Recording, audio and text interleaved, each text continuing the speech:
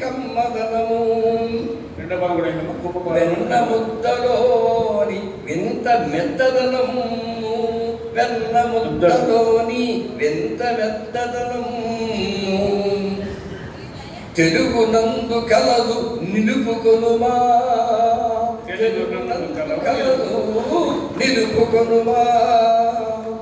ఎన్నో భాషలు ఉండవచ్చండి, ఎవరి భాష వారికి గొప్ప అని పక్కన పెట్టండి. కానీ మొన్నటి రోజు కూడా కొంచెం ప్రస్తావించారు, తెలుగు ఒదుగుదల గల భాష. అందుకే అవధానం ఒక తెలుగులో మాత్రమే కుదిరింది, మిగతా భాషలో కుదరలేదు సరిగ్గా ఏదో చేయడమే. కానీ ఈ తెలుగు ఒదుగుదల ఉంది కాబట్టి ఇందులో వెన్నముద్దులో ఉన్న మెత్తదనం ఉంది.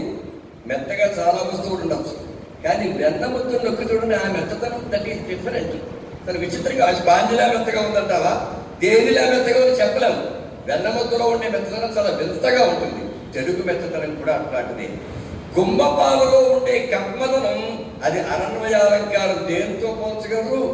రసగుల్లాలో ఉందంటారా, కాజాలో ఉందంటారా, మిఠాయిలో ఉందంటారా? దాని నుంచి దానిదే. మల్లె పువ్వులోని మకరంద బిందువు. అసలు మల్లె పువ్వు ఎంత తెల్లగా ఉంటుంది, ఎంత అందంగా ఉంటుంది, ఎంత స్వచ్ఛందంగా ఉంటుంది.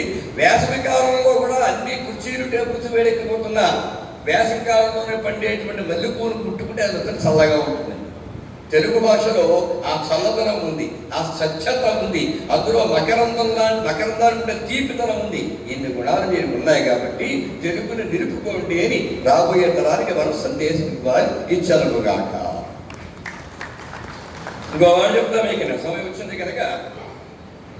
ఒదుగుదల గల భాష అన్నారు కదా, ఏదైనా ఒదిగిపోతుంది. కార్ ఇంగ్లీష్ కారు అంటే తిరిగైపోయింది, రోడ్ ఇంగ్లీష్ రోడ్డు అంటే తిరిగైపోయింది. మరి ఫ్యాన్ ఇంగ్లీష్ ఫ్యాన్ అంటే తిరిగైపోయింది. మీరు ఏ ఇంగ్లీష్ పదాన్నైనా తెలుగులో ఆగి విడిపోతుంది. మరి బల్ల ఉంది, ఇంగ్లీష్లో బల్ అంటే అవుతుందా? అవును కదా. మరి మైక్ తెలుగులో మైక్ కోటి తిరిగైపోయింది. మరి ఏమంటారు, కాయ ఉంది, కాయ్ అంటే ఇంగ్లీష్ అవుతుందా? అవ్వదు. అంతేకాదు, అంటే ఏ పదాన్నైనా ఏ భాషలో తనలో ఇవ్వచ్చుకుంటుంది. ఇంకోటి అంటే ఏ యాసనైనా తెలుగులో ఇవ్వచ్చుకుంటుంది. అందుకే అన్నమాచార్య కీర్తన ఆ యాసే వేరు. ఒక ప్రత్యేకమైన యాసలో 32,000 కీర్తనలు రాస్తే ప్రజలందరూ నెత్తికెత్తుకున్నారు. అసలు ఆ యాస తెలుగు కుదురుతుందామని ఆయన వల్ల కుదిరింది, భాషకుంది. అంతేకాదు, ఎక్కడో అడవిలో శివలింగం కనిపిస్తే ఒక కోయవాడు ఆ శివలింగాన్ని చూసి బాధపడుతూ, ఓ స్వామి ఇటువంటి ఓ స్వామి ఇటువంటి కొండదరిలో ఒంటిన్ పులులు సింగములుగా పెట్టడి కుట్రనట్టడమిలో కల్లు నీడలే ఆసంగట్టది వేటి గడ్డయిరు నీ వాకొండతో కూడు నీళ్ళే సుట్టంబులు తెచ్చిపెట్టదరు నీ కిందేటికే లింగమా అని బాధపడ్డాడు. అందులో ఒక్క సంస్కృత పదం ఉండదండి, లింగమా అన్న పదం తప్ప.